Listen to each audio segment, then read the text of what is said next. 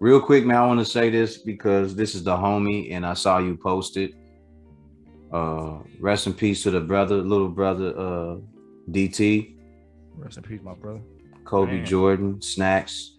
That was a little homie. Jamil Um, Inkwell. Jamil Inkwell, yes sir. He got a few names out there, right? Man, But I that love kid, that brother. I, brilliant. I, I I'm hurt by what happened to him. For those who don't know, my boy, my young bro was gunned down by the police, but they were responding to a situation where he was shooting back at them. So he had a shootout with the police and he was gunned down in where Arizona. Yeah, he was on the Amtrak train, and it was on news and everything, bro. And I didn't when the story hit. You know what I'm saying? You hear stuff like this. I thought it was just some white guys that was, or you know what I'm saying, or some shit like that. But then Yeah, when it comes back, it was him. And there's like two different stories floating on Twitter about it. So there's the story of the ATF agent who was killed, and then there's the story about him. The story about him isn't making as much traction, which I guess is good for his legacy per se, because it doesn't distract from what he was actually doing in his life.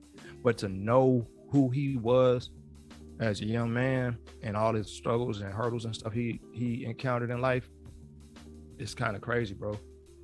You know what I'm saying? It's like, yeah. That's something I just wouldn't wish on. I wouldn't, no, not for anybody, but especially for a kid like that who was very talented.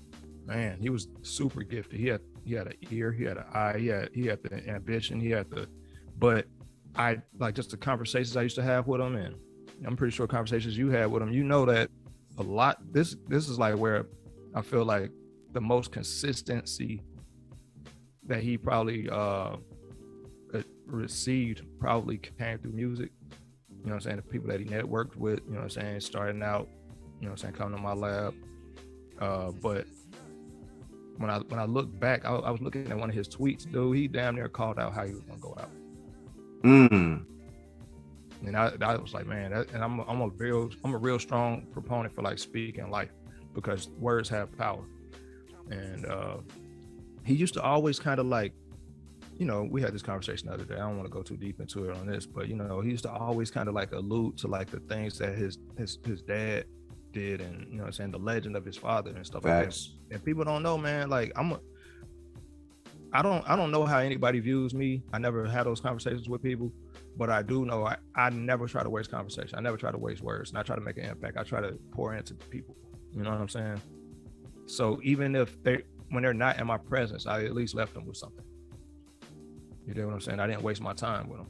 That's the truth. You do it, I do it, because I don't want a moment to go by where I don't tell you something or give you some type of game that you may not know or you may not have full detail of.